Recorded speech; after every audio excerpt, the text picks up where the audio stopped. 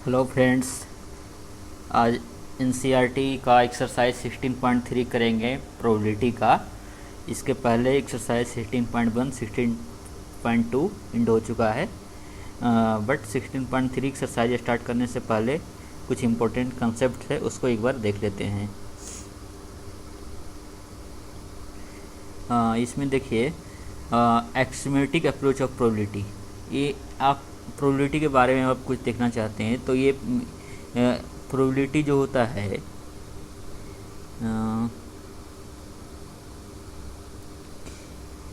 कोई भी इवेंट के लिए P E greater than equal to 0 होना होता है, और सेकंड कोई भी इवेंट का प्रोबेबिलिटी जो होता है और सैंपल स्पेस का प्रोबेबिलिटी 1 होता है। जैसे कि हम एक ही लेते एग्जांपल कि मैंने जब ही लिखा कि probability of E greater than equal to 0 होता है एंड सैंपल स्पेस का प्रोबेबिलिटी 1 होता है। सैंपल स्पेस तो एक कंप्लीट सेट होता है जिसमें सारे इवेंट्स आ जाते हैं, इसलिए इसका प्रोबेबिलिटी 1 होता है। जैसे कि हम कहते हैं कॉइन का टॉस करते हैं, एक 1 कॉइन को टॉस करेंगे तो क्या आएगा, सैंपल स्पेस हेड आएगा एंड टेल आएगा, तो ये सैंपल स्पेस हुआ। तो इसका प्रोबेबिलिटी क्या हुआ, हेड या टेल कोई दोनों में से कोई एक तो आएगा ही, तो इसलिए प्रोबेबिलिटी क्या हो जाएगा, सैंपल स्पेस का 1 हो जाएगा। सिर्फ हेड का प्रोबेबिलिटी पूछा कि ई एक इवेंट है जो हेड आने का क्या प्रोबेबिलिटी है, तो हम बोल सकते हैं कि हाफ प्रोबेबिलिटी है, और टेल आने का प्रोबेबिलिटी हाफ हो सकता है, हाफ हो जाएगा। या हेड आने का प्रोबेबिलिटी 1/4 मान ले सकते हैं, और टेल आने का प्रोबेबिलिटी 3/4, ठीक है।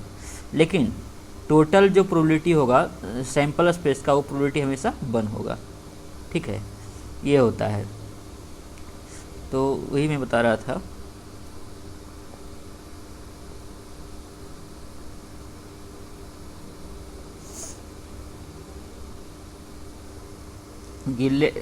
अब जैसे देखिए कोई वही लिखे let S be S sample space containing outcomes है W1 W2 WN, ये सब क्या है, ये सब सैम्पल स्पेस का एलिमेंट्स है कि W1 W2 W3 WN n elements है सैम्पल स्पेस का, ठीक है, n एलिमेंट्स है। तो प्रोबेबिलिटी के डिफिनीशन के अनुसार क्या हुआ कि प्रोबेबिलिटी जो PWI हुआ वो 0 से 1 के बीच आएगा। अभी बताए कि जो प्रोबेबिलिटी का वैल्यू आएगा वो 0 से 1 के बीच होगा for each WI member S. अब जैसे कोई पूछता है कि प्रोबेबिलिटी PW1 क्या होगा, तो PW1 क्या होगा, इसका वैल्यू होगा 0 से 1 के बीच में ही लाई करेगा PW1 का वैल्यू। उसी तरह से W2 का क्या प्रोबेबिलिटी होगा, तो वो भी 0 से 1 के बीच में लाएगा। मतलब सारे का इंडिविजुअल एलिमेंट का प्रोबेबिलिटी 0 से 1 के बीच में ही लाई करेगा। फिर सारे प्रोबेबिलिटी का सम करेंगे, PW1 plus PW2 plus PWN, ये 1 के बराबर हो जाएगा। क्योंकि ये मैंने बता चुका हूँ कि ये टोटल सैंपल स्पेस है, ये टोटल सैंपल स्पेस का जो प्रोबेबिलिटी है, ये टोटल सैंपल स्पेस का प्रोबेबिलिटी मैंने बताया था कि प्रोबेबिलिटी ऑफ सैंपल स्पेस क्या होता है, प्रोबेबिलिटी ऑफ सैंपल स्पेस जो होता है वो 1 होता है, ठीक है। तो सैंपल स्पेस का प्रोबेबिलिटी 1 होता है, तो सैंपल स्पेस का ही सब पार्ट है W1 W2 W3 WN, और हर एक का प्रोबेबिलिटी 0 से 1 के बीच में लाई करेगा। तो टोटल जब हम सम करेंगे तो प्रोबेबिलिटी 1 हो जाएगा, ठीक है। जैसे कि मैं एक एग्जांपल लेता हूँ कि हम एक कॉइन को ट्वाइस ये करते हैं,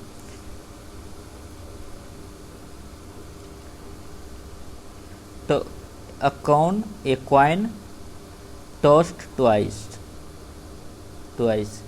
2 बार टॉस करते हैं, तो इसका सैंपल स्पेस क्या आएगा, फर्स्ट पर हेड आएगा दूसरे पर टेल, या फर्स्ट पर टेल दूसरे पर हेड, या दोनों पे हेड आएगा, या फिर दोनों पे टेल आएगा, ये हो सकता है।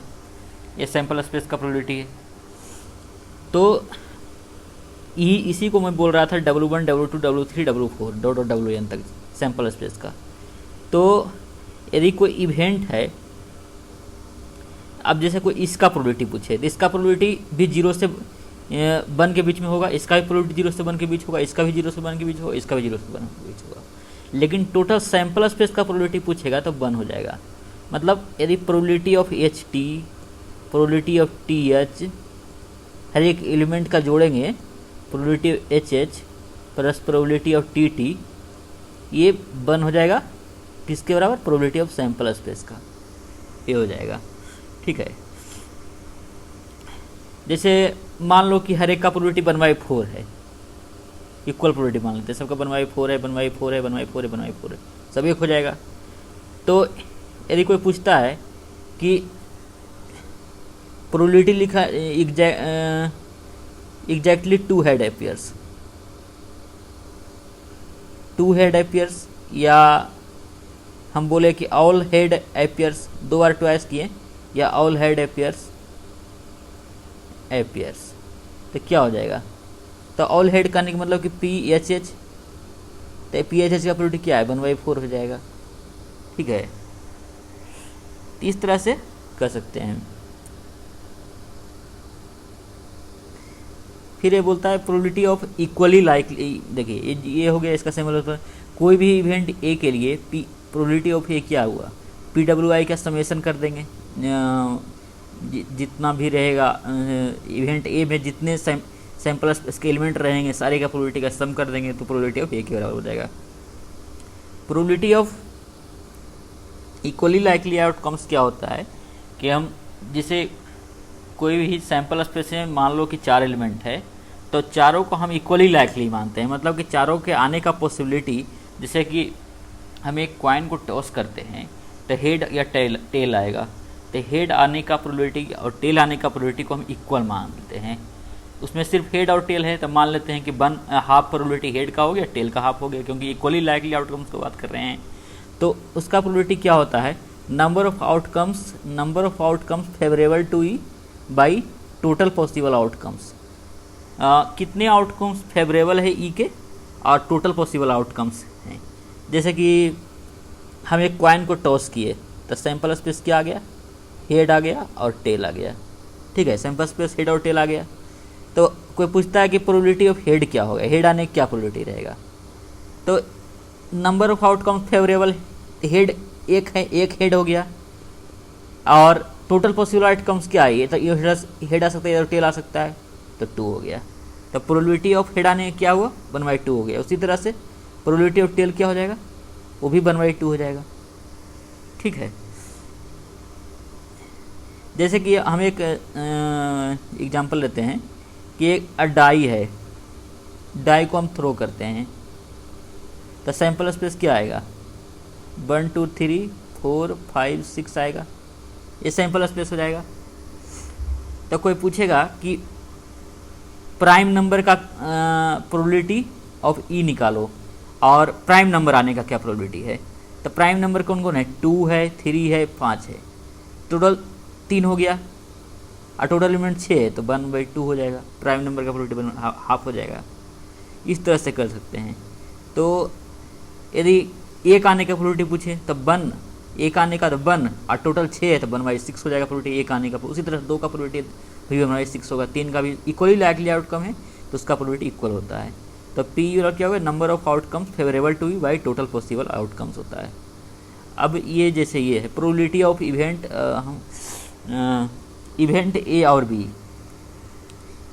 पी ए और बी को ही लिखते हैं P A union B. P या लिख सकते हैं एटलीस्ट 1 ऑफ ए और बी, इसी को लिख सकते हैं पी एटलीस्ट 1 ऑफ ए और बी, ये लिख सकते हैं एटलीस्ट ए और बी, एटलीस्ट 1 ऑफ ए और बी, ए या बी एटलीस्ट, या दोनों, ये हो सकता है। एटलीस्ट का मतलब ये दोनों भी हो सकता है। तो ये होता है P A plus P B minus P A intersection B होता है। ये माइनस क्यों होता है? ये जैसे देखिए ये ए है, ये बी है, ये दोनों में कुछ पार्ट कॉमन है, तो जब हम दोनों को ऐड कर रहे हैं तो ये क्या हो रहा है? ये 2 बार ऐड हो रहा है। ये पोर्शन है, ये जो पोर्शन है, ये जब हम दोनों को ऐड कर रहे हैं तो इस वेन डायग्राम से क्या दिख रहा है कि 2 बार ऐड हो रहा है, लेकिन ऐड होना चाहिए एक ही बार। तो क्या करेंगे? एक बार घटा देंगे। ठीक है, तो P A plus P B, उसमें से एक बार घटा देंगे तो ये हो जाएगा पी यूनियन बी, क्योंकि पी ए यूनियन बी क्या है? ये पूरा है, ये टोटल क्या है? पी ए यूनियन बी है। ये टोटल जो है, टोटल जो मैंने अभी कलर किया, ये total P A union B बोलेंगे, ठीक है। तो P A plus P B, लेकिन ये चूँकि 2 बार ऐड हो गया है इसलिए एक बार माइनस कर दिए, P A union B, A intersection B, इसको ए इंटरसेक्शन बी, चाहे कॉमन पार्ट बोलते हैं, कॉमन पार्ट को ही ए इंटरसेक्शन बी बोलते हैं। ये जो पार्ट है,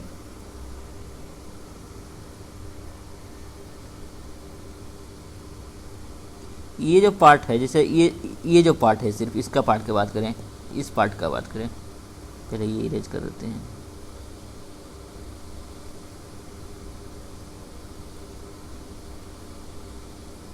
ठीक है,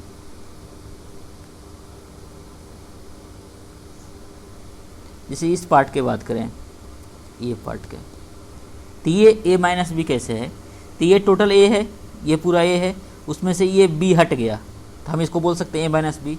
उसी तरह से इस पार्ट को सिर्फ क्या बोलेंगे, तो ये टोटल b है, उसमें से इतना a का कुछ पोर्शन जो माइनस हो गया, इसलिए इसको हम b माइनस a बोलते हैं। ठीक है, और ये कॉमन पार्ट है, उसको a इंटरसेक्शन भी बोलते हैं। अब देखो, यदि a और b डिसजॉइंट सेट्स है, डिसजॉइंट सेट्स मतलब कि दोनों में कुछ भी कॉमन नहीं है, कुछ भी कॉमन नहीं है, या बोल सकते हैं कि वो दो जो सेट्स है जो म्यूचुअली एक्सक्लूसिव है, मतलब दो ऐसा इवेंट्स है a और b जो म्यूचुअली एक्सक्लूसिव है, डिसजॉइंट सेट या म्यूचुअली एक्सक्लूसिव। तब दोनों में से कोई म्यूचुअली एक्सक्लूसिव का मतलब क्या हुआ कि दोनों इवेंट एक साथ नहीं पाया जाएगा, अर्थात दोनों का इंटरसेक्शन क्या होगा, फाई हो जाएगा। इसलिए ऐसे केस में क्या करेंगे, पी यूनियन बी जो होता है वो हो जाता है P A plus P B, क्योंकि पी ए इंटरसेक्शन बी था वो तो 0 हो गया, इसलिए पी ए यूनियन बी और P A plus P B हो गया। ये क्या बोलता है, probability of event not A और ए डैश। ये क्या है कि जैसे मैंने पहले ही बताया था कि ए और ए डैश जो होता है, कि पी ए डैश जो होता है, पी ए डैश का मतलब ही होता है नॉट ए। ठीक है, मतलब ए के नहीं होने का प्रोबेबिलिटी। तो हम क्या कर सकते हैं, टोटल में से ए के होने का प्रोबेबिलिटी माइनस कर देंगे। ठीक है, तो ए डैश, इसका मतलब ये हुआ ए डैश नहीं होना चाहिए, तो इसका मतलब कि ए डैश और ए दोनों एक साथ तो कभी पाया नहीं जाएगा, इसलिए लिखें be know that A dash and A R mutually exclusive and exhaustive भी है। एक म्यूचुअली एक्सक्लूसिव क्योंकि दोनों एक साथ नहीं होगा, ए नॉट ए तो ए नहीं आएगा, ए आएगा तो ए नॉट ए नहीं आएगा, नॉट ए जो है वो नहीं हो पाएगा, तो इसका मतलब म्यूचुअली एक्सक्लूसिव है। अब वो दोनों का आप यूनियन लोगे तो फिर सैंपल स्पेस के बराबर हो जाएगा, इसलिए इसको एग्जॉस्टिव बोलते हैं। इस तरह से A intersection A dash phi हो जाता है, क्योंकि म्यूचुअली एक्सक्लूसिव है तो इंटरसेक्शन फाई हो जाएगा, और चूँकि एग्जॉस्टिव होता है इसलिए आप यूनियन करोगे तो सैंपल स्पेस का बराबर हो जाएगा। इसका मतलब कि प्रोबेबिलिटी जब लोगे ए यूनियन ए डैश किस किस बराबर होगा, सैंपल स्पेस के प्रोबेबिलिटी के बराबर। इसी को आप लिख सकते हो कि इसमें दो इवेंट है ए और ए डैश है, इसका मतलब कि probability of A plus probability of A dash बन के इक्वल होगा, क्योंकि प्रोबेबिलिटी ऑफ सैंपल स्पेस क्या होता है, प्रोबेबिलिटी ऑफ सैंपल स्पेस हम पढ़ चुके हैं, बन होता है। इसका मतलब कि पी ए डैश या पी नॉट ए जो भी बोलें 1 माइनस पी ए होता है, मतलब हम लिख सकते हैं पी ए डैश बराबर 1 माइनस पी ए। ठीक है, ये ध्यान रखना है, पी ए डैश बराबर 1 माइनस पी ए ध्यान रखना है। अब हम क्वेश्चन पे आते हैं, थ्योरी तो इतना ही था, क्वेश्चन से बाकी अब समझने की कोशिश करते हैं। जैसे ये क्वेश्चन एक है, फर्स्ट क्वेश्चन है, ये क्वेश्चन नंबर 1 है, ये पहला क्वेश्चन ये है, क्या बोलता है, V14 following can not be valid assignment of probabilities for outcomes of sample space S equal to W1 W2 W3 W4 W5 W6 W7। ये इसका दिया हुआ है, 5 क्वेश्चन है, असाइनमेंट्स दिया हुआ। अब कौन सा वैलिड नहीं है, कौन सा असाइनमेंट वैलिड नहीं है, मतलब कौन सा किसको हम वैलिड नहीं बोलेंगे। ठीक है, तो अब देखो मैंने बताया था कि जो प्रोबेबिलिटी जो होता है PWI जो होता है वो हमेशा 0 से 1 के बीच लाई करता है। ठीक है, 0 से 1 के बीच लाई करता है, और टोटल जो प्रोबेबिलिटी होता है W1 plus PW2 plus PWN ये 1 के इक्वल होता है, जो प्रोबेबिलिटी ऑफ सैंपल स्पेस के बराबर होता है। सैंपल स्पेस में n को W1 है तो सारे के प्रोबेबिलिटी का सम 1 के इक्वल होगा, सैंपल स्पेस की प्रोबेबिलिटी। सैंपल स्पेस की प्रोबेबिलिटी 1 होता है क्योंकि सैंपल स्पेस एक यूनिवर्सल सेट है, वो तो पाया जाएगा ही, श्योर इवेंट उसको बोलते हैं सैंपल स्पेस को भी। ठीक है, तो इसका प्रोबेबिलिटी बन हो जाता है। और इसका इंडिविजुअल का वैल्यू 0 से 1 के बीच में लाई करता है। 0 हो सकता है या 0 से 1 के बीच में लाई करता है, 1 के इक्वल भी हो सकता है। ठीक है, तो इसका देखो ये सब जो सारे वैल्यू है, फर्स्ट में देखो तो सारे वैल्यू है जो 0 और 1 के बीच लाई कर रहा है, इसलिए ठीक है, पहला कंडीशन तो सेटिस्फाई कर गया। लेकिन दूसरा बोले थे कि सारे का सम बन के इक्वल होना चाहिए, तो क्या सारे का सम बन के इक्वल है?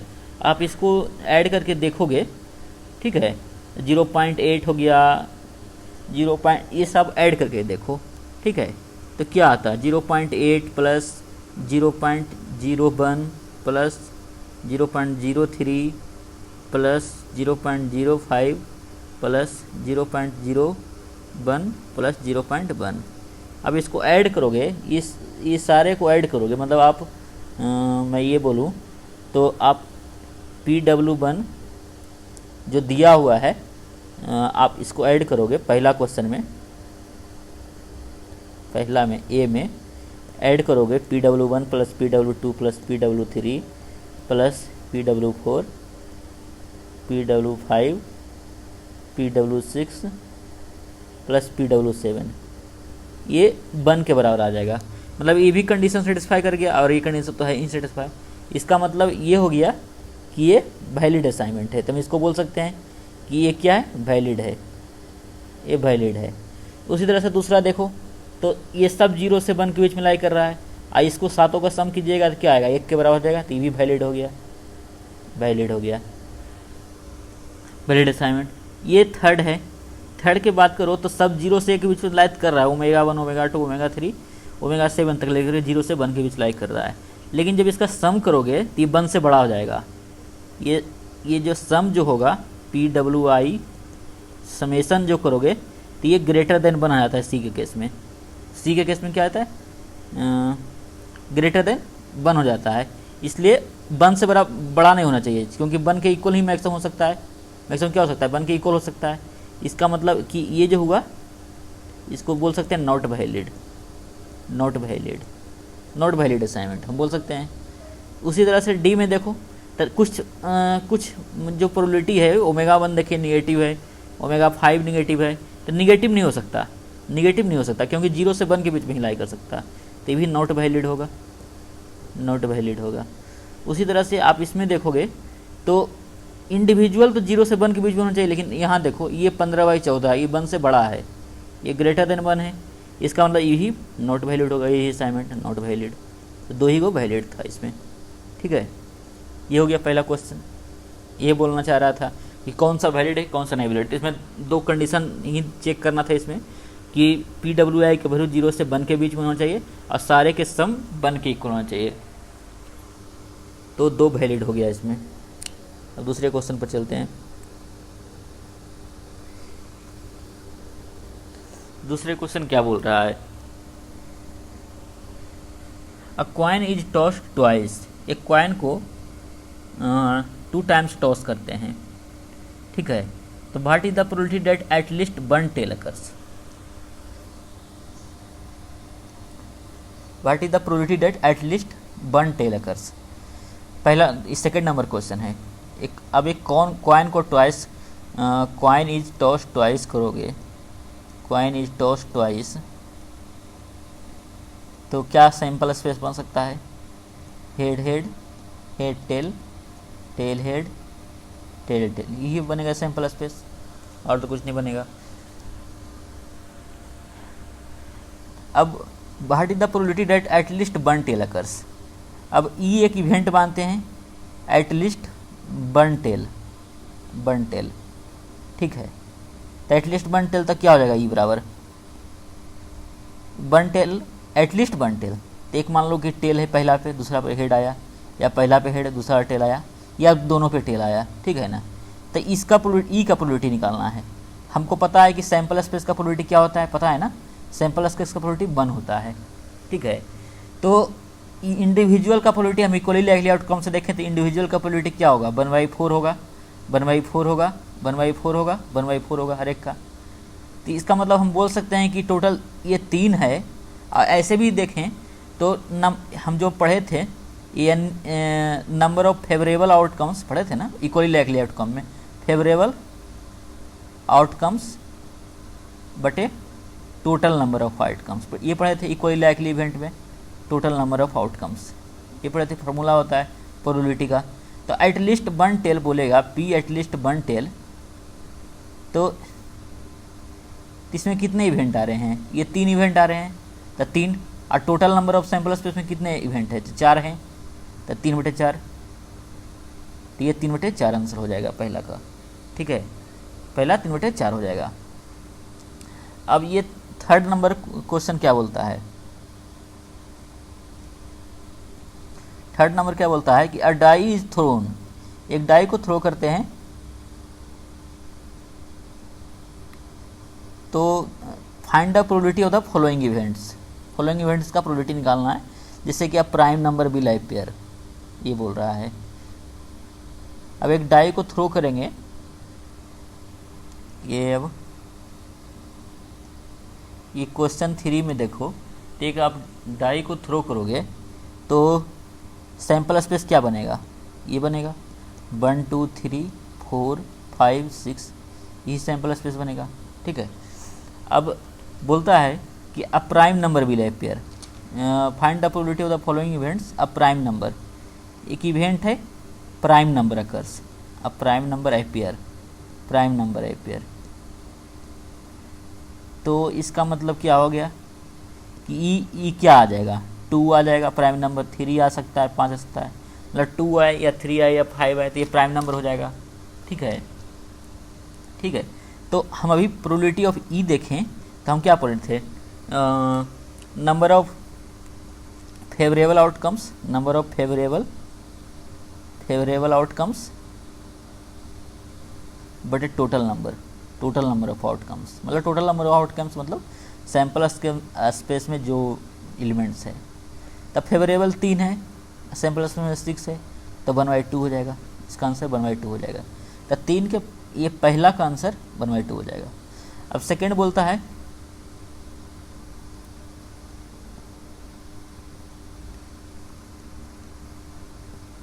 सेकेंड क्या बोलता है?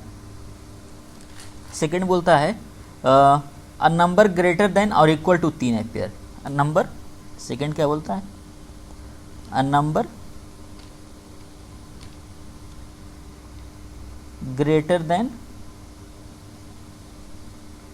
और equal to 3 amperes, 3 ampere.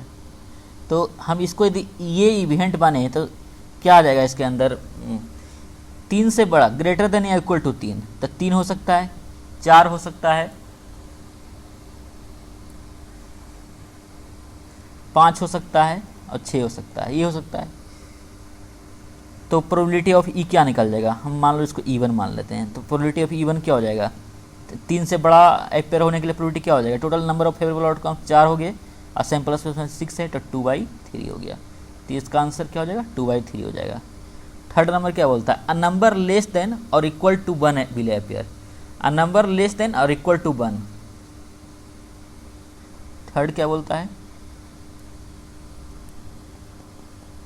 A number less than या इक्वल टू 1। तो लेस देन 1 तो कुछ है ही नहीं, हम E2 एक इवेंट मानते हैं, तो इसमें क्या आ जाएगा? लेस देन 1 तो कुछ तो है ही नहीं, इक्वल टू 1 एक है, तो एक आ जाएगा इवेंट। तो ये प्रोबेबिलिटी ऑफ E2 बोले तो फेवरेबल आउटकम 1 हो जाएगा और नीचे टोटल 6 हो जाएगा, तो इसका 1/6 आंसर हो जाएगा। फोर्थ नंबर उसी तरह से बोलता है, क्या बोलता है? A number more than 6 will appear. चौथा बोलता है a number more than 6 will appear. चौथा क्या बोलता है? A number more than 6 will appear. अब देखिए सैंपल स्पेस में ही इतना ही है, सैंपल स्पेस में क्या ही है ना, 1 2 3 4 5 6। अब 6 से ज़्यादा बोलता है, 6 से ज़्यादा कुछ है ही नहीं, मतलब कोई एलिमेंट नहीं है, तो इसका प्रोबेबिलिटी क्या हो जाएगा? मान लो इसको E3 माने तो प्रोबेबिलिटी E3 0 हो जाएगा, क्योंकि कुछ भी फेवरेबल आउटकम्स 0 है। फेवरेबल आउटकम्स 0 है तो फेवरेबल आउटकम्स बटे टोटल नंबर ऑफ आउटकम 0 बटे टोटल आउटकम जितना भी रहेगा 0 ही आएगा। 4 नंबर है। 5 नंबर क्या बोलता है? A number less then 6 will appear. अब देखिए पांचवा बोलता है a number less then 6 will appear. 6 will appear, तो 6 से छोटा ए पेयर होना है तो क्या हो सकता है, मान लो E4 एक इवेंट है जो number less then 6 for a pair है, तो 6 से छोटा क्या हो सकता है, 5 हो सकता है, 4 हो सकता है, 3 हो सकता है, 2 हो सकता है, 1 हो सकता है। तो प्रोबेबिलिटी E4 क्या होगा, फेवरेबल आउटकम कितना हो गया, टोटल 5 नंबर है 5, और सैम्पल स्पेस में कितना टोटल आउटकम था 6 था, इसका 5/6 आंसर हो जाएगा। ठीक है, तो ये 5/6 आंसर हो गया। क्वेश्चन 2, 3 सॉल्व हो गया।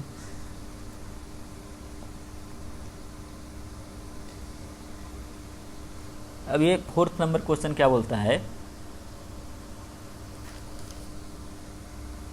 अ card is selected from a pack of 52 cards.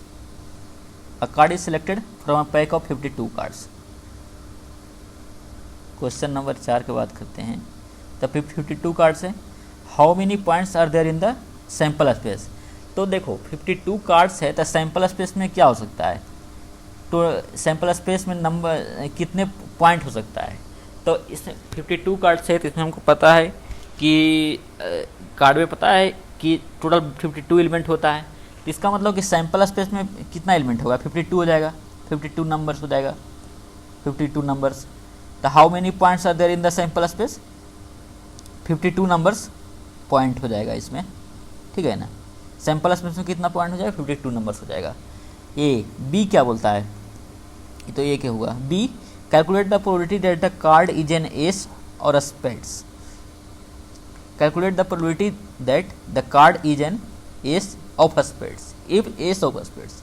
अब देखिए कार्ड में क्या होता है, ये प्लेइंग कार्ड जो होता है उसमें 13 कार्ड्स का ग्रुप होता है, 13 कार्ड्स का 4 ग्रुप होता है। एक होता है क्लब होता है, एक होता है स्पेड होता है, एक डायमंड होता है,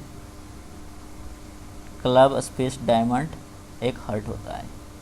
ठीक है, ये भी 13 कार्ड होता है, ये भी 13 होता है, ये भी 13 होता है, ये भी 13 होता है। इस तरह से टोटल 52 कार्ड हो जाता है। हर एक 13 में क्या होता है कि एक एस होता है। ठीक है, एस होता है, जैक होता है, किंग क्वीन होता है, और नंबर एक होता है 2 से 10 के बीच तक का नंबर, तो टोटल 13 इस तरह से हो जाता है। तो ये पूछता है कि स्पेड्स का एक एस है, तो स्पेड्स में एक ही एस रहेगा, एक ही एस रहेगा, तो क्या प्रोबेबिलिटी हो जाएगा, प्रोबेबिलिटी निकालना है, card is an ace of spade, ace of spade. तो फेवरेबल आउटकम्स का बात करें, हम जो फार्मूला पढ़े हैं, number of favourables outcome by total numbers of outcome, ये होता है प्रोबेबिलिटी का फॉर्मूला। तो फेवरेबल आउटकम्स कितने हो जाएंगे, स्पेड में कितने ऐसे होते हैं, एक हो जाएगा, और नीचे सैम्पल स्पेस में कितने पॉइंट आएंगे, 52, जिसका 1/52 आंसर हो जाएंगे। ठीक है, ये सी नंबर क्या बोलता है, C number calculate the probability that the card is an ace, C का पहला एन एस। तो एस टोटल कितना होता है, 4 होता है, क्लब में भी एक एस होता है, स्पेड में भी एक होता है, डायमंड में भी एक होता है, हर्ट में होता है, टोटल 4 एस होता है। अब एक कार्ड को सिलेक्ट करना है, तब फेवरेबल आउटकम्स क्या हो गए, 4 में से कोई भी एक आ जाएगा। तब न यदि कोई प्रोबेबिलिटी पूछता है कि कार्ड इज एन एस, जो हम एक कार्ड निकाल रहे हैं वो एस है, तो 4 गो एस होता है, उसमें से कोई एक निकालेंगे, और टोटल नंबर ऑफ आउटकम्स कितना 52, 52 में से कोई एक निकालो, तो क्या हो गया, तो 4C1/52C1 बराबर 4C1 4 होता है, 52C1 52 होता है, इसको सोल्व करोगे 1/13 हो जाएगा। अब ये बोलता है black card, card is black card. Second बोलता है जो हम कार्ड ड्रान कर रहे हैं, कार्ड इज एक ब्लैक कार्ड हो, ब्लैक कार्ड। तब ब्लैक कार्ड कितना होते हैं, पता है ना कि 26 रेड कार्ड होते हैं, 26 ब्लैक कार्ड होते हैं एक प्लेइंग कार्ड में। ठीक है, तो इसका मतलब कि 26 में से कोई एक निकाल लो, टोटल फेवरेबल हो जाएगा। आप 52 में टोटल है तो उसमें से कोई एक निकाल लो, तो इसका मतलब कि 26/52 हो गया, 1/2 हो गया, इसका आंसर 1/2 हो जाएगा। ठीक है, इसका आंसर ब्लैक कार्ड क्या हो जाएगा, 26/52, क्योंकि 26 में ये होता है ब्लैक कार्ड होता है, तो उसमें से किसी एक को निकालो, और टोटल नंबर ऑफ आउटकम्स बोलें तो 52 में से कोई एक निकलेगा, तो इस तरह से 1/2 हो जाएगा।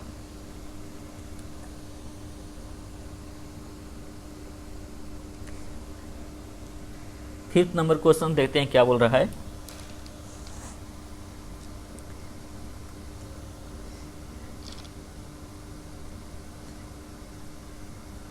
Question number 5, a fair coin with 1 marked on one face and 6 on the other. अच्छा, एक कॉइन है, उसके एक फेस पे 1 है और दूसरे फेस पे 6 है लिखा हुआ। And a fair die are both tossed, तो एक कॉइन है जिसमें एक तरफ 1 लिखा है, वन साइड 6 लिखा हुआ है, तो उसको लेते हैं और एक फेयर डाई लेते हैं, दोनों को टॉस करते हैं। तब find the probability the sum of the number that turns up is 3। अब देखिए कॉइन पे क्या है, एक साइड 1 मार्क किया हुआ है, एक साइड 6 मार्क किया है। वन साइड क्या है, मार्क्ड बाई मार्क्ड 1 है, एंड अदर साइड मार्क्ड कितना है, 6 है।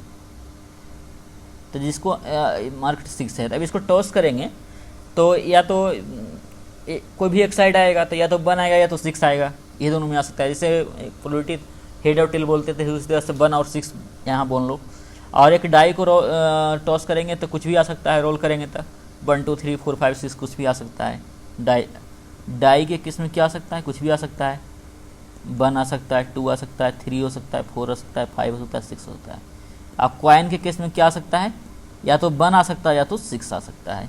ये मान लो कि इसका सैंपल स्पेस है, ये मान लो इसका सैंपल स्पेस है, ठीक है। अब बोलता है कि find the probability the sum of the numbers that turn up is 3। अब इसमें 1 आ गया, 3 कब आ सकता है, इसमें से 1 आ जाएगा, कॉइन को जब टॉस किए उसमें 1 आ जाए, और डाई को टॉस किए तो 2 आ जाए, तभी सम हम 3 बोल सकते हैं। तो देखो अब इसमें देखो प्रोबेबिलिटी देखो कि डाई को जब हम रोल करेंगे तो 1 आने का क्या प्रोबेबिलिटी है, 2 आने का क्या है, 3 आने का क्या है, 4 का क्या है, 5 का, 6 का क्या है। तो यदि सबको इक्वल प्रोबेबिलिटी माने तो टोटल सैंपल स्पेस का प्रोबेबिलिटी तो 1 होता है, तो इंडिविजुअल का प्रोबेबिलिटी क्या हो जाएगा, 1 आने का प्रोबेबिलिटी 1/6 होगा, 2 आने का प्रोबेबिलिटी 1/6 होगा, 3 का भी 1/6 होगा, 4 का भी 1/6 होगा, 5 का भी 1/6 होगा, 6 का भी 1/6 होगा। क्यों ऐसे कि क्योंकि ये सब को सम करेंगे तो 1 आ जाएगा।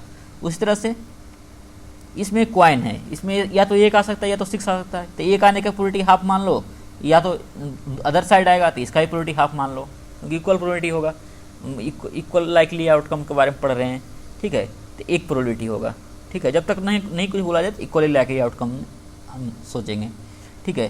तो हाफ हाफ प्रोबेबिलिटी रहेगा। तो 3 तो तभी आ सकता है, या तो 1 आ जाए, 1 पे 1 आ जाए, या 1 पे 2 आ जाए, ठीक है।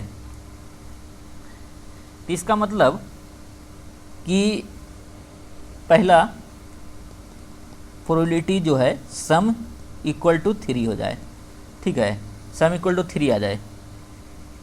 तो क्या क्या आ सकता है, मतलब डाई को रोल करें तो डाई के केस में 2 आ जाए, और कॉइन के केस में कितना आ जाए, 1 आ जाए, तब आ सकता है। तो इसका 2 आने का प्रोबेबिलिटी क्या है, 1/6, और 1 आने का प्रोबेबिलिटी क्या है, दोनों काम हो जाएगा तभी काम कंप्लीट माना जाएगा, ये सोचेंगे। 1/2 तो क्या हो गया, 1/12 हो गया। तो 3 सम होने का प्रोबेबिलिटी 1/12 हो जाएगा। उसी तरह से ये बोलता है कि सम 12 हो जाए, सम बराबर 12। तो 12 कब हो सकता है, कॉइन पे 6 आ जाए और डाई पे भी 6 आ जाए, तभी हो सकता है सम 12।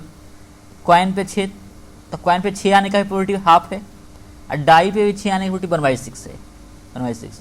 तो 1/12, ये भी 1/12 आंसर हो जाएगा, ये भी 1/12 आंसर हो जाएगा, ठीक है। अब 6 नंबर क्वेश्चन को देखते हैं। 6 नंबर्स क्या बोल रहा है, there are 4 men and 6 women on the city council. If one council member is selected for a committee at random, how likely is it that it is a woman? ठीक है। तो क्वेश्चन नंबर जो 6 है, इसे बोलता है कितना है, 4 गो मेन है और 6 गो वुमेन है, ठीक है, एक सिटी काउंसिल में। अब एक काउंसिल मेंबर को सिलेक्ट करना है, किसी से भी कोई भी आ सकता है, 10 टोटल 10 है तो उनमें से कोई भी एक आ सकता है, लेकिन बोलता है how likely is that it is a women, तो प्रोबेबिलिटी निकालना है कि इट इज अ वुमन होना चाहिए। क्या होना चाहिए? वुमन होना चाहिए। सी इज अ वुमन, मतलब एक वुमन होना चाहिए। जो मैं एक काउंसिल मेंबर सेलेक्ट करूंगा वो वुमेन होना चाहिए। तो इसका फेवरेबल केस क्या हो जाएगा? इस 6 में से कोई एक आ जाए, और टोटल नंबर ऑफ क्या हो सकते हैं? तो 10 में से कोई भी एक आ सकता है। तो 6 में से कोई एक आ गया, 6C1, और total number of outcomes total 10 है, 10 में से कोई भी एक आ सकता है, तो वो टोटल नंबर हो जाएगा 10/10C1। तो 6C1 6 हो जाएगा, 10C1 10 हो जाएगा। तो ये 3/5, 3/5 आंसर हो गया।